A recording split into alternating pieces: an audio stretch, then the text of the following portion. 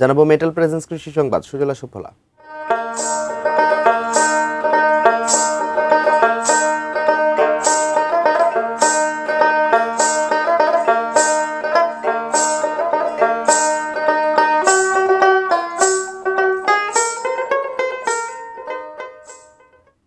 পদ্মা নদীর পানি বৃদ্ধিতে ক্ষতিগ্রস্ত চাঁপাইনবাবগঞ্জের ২,০০০ হেক্টর জমির ফসল।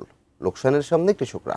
চাঁপাইনবাবগঞ্জ প্রতিনিধি মোহাম্মদ দাদিম হোসেনের পাঠানো তথ্য ছবি নিয়ে ডেস্ক রিপোর্ট।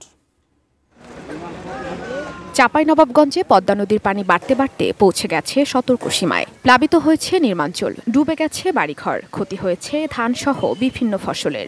অন্যান্য বছরের তুলনায় এবার আগে ভাগে বেড়েছে পদ্মার পানি। ঘরে তোলার আগেই তলিয়ে গেছে মাঠের ফসল। মেলায় সবজি মার্কেট সব ডুবে গেছে, বন্যাতে নষ্ট হয়ে গেছে। ধান 3 বিঘা ছিল আমার ডুবে গেছে, আর আমার স্কিমটা 15 বিঘা ছিল সেটাও ডুবে গেছে।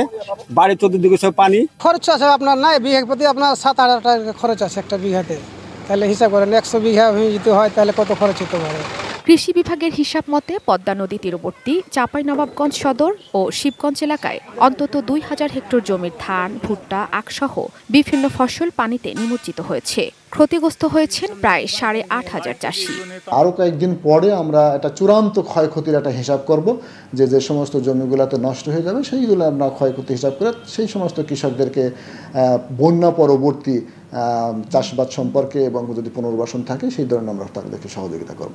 সাম্প্রতিক সময়ে উজান থেকে নেমে আসা পানির ঢল এবং মৌসুমি বৃষ্টিপাতের ফলে পদ্মার চাঁপাইনবাবগঞ্জে খুব রিসেন্টলি এটা পানি বৃদ্ধির হারটা অলমোস্ট স্টেবল দিকে চলে গেছে। প্রণোদনার মাধ্যমে ক্ষতিগ্রস্ত কৃষকদের সহযোগিতার আশ্বাস দিয়েছে কৃষি office. Ishrat lima, desk report, 18 news.